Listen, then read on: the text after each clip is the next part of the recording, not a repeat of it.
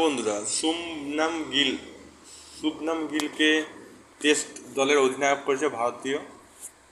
তো এটা নিয়ে অনেকে মত পার্থক্য দেখা যাচ্ছে। সবাই বলছে জসপ্রীত বুমরা তো ভালো ছিল, এক্সপিরিয়েন্স প্লেয়ার, তাকে ক্যাপ্টেনশিপ দিলে ভালো ছিল।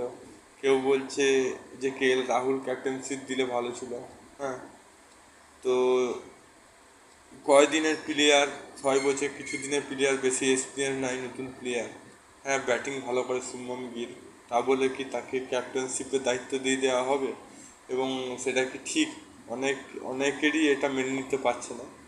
তো আমি বলবো ভাই, যে যাকে যোগ্য মনে করেছে বিসিসিআই বোর্ড, সে যদি দুটো ম্যাচ খেলে তাকে যদি ক্যাপ্টেন করে দেওয়া হয়, বা সে 100টা ম্যাচ খেলে যে তাকে ক্যাপ্টেন করতে, ক্যাপ্টেনশিপটা আলাদা জিনিস। ক্যাপ্টেনশিপটা এমন নয় যে বেশি ম্যাচের অভিজ্ঞতা থাকলে তাকে দেওয়া হয়। ক্যাপ্টেনশিপ তাকে দেওয়া হয় যে সে দায়িত্বটা পালন করতে পারবে।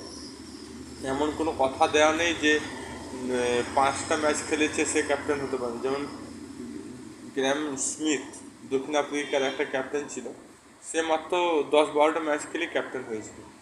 তো ওটা হয়ে থাকে। তো দেখা যাক, যদি ভালো সে দায়িত্বটা ভালো পালন করতে পারে তো সবারই মনে যে প্রশ্নটা আছে সেটা ক্লিয়ার করে দেবে। আর যদি ভালো ক্যাপ্টেন্সি না করতে পারে তো আরও অপশান আছে, তারা করবে। তো ক্যাপ্টেনশিপ করা সহজ না। ক্যাপ্টেনশিপ করলে খেলার চাপ আর ক্যাপ্টেন্সির চাপ দুটোকে মেনটেন করতে হয়। আমার তো মনে হয়, দেখি কি হয় ইংল্যান্ডের সিরিজে। আপনার মতামত কি সেটা কমেন্ট বক্সে লিখে জানান। যদি ভালো লাগে তো লাইক করুন, চ্যানেলটি তাহলে সাবস্ক্রাইব অল বাটনে প্রেস করুন। ফেসবুকে দেখে থাকলে পেজটা ফলো করুন। আবার দেখা নতুন কোনো ভিডিও নিয়ে। জয় হিন্দ, জয় ভারত, ভালো থাকো, সুস্থ থাকো।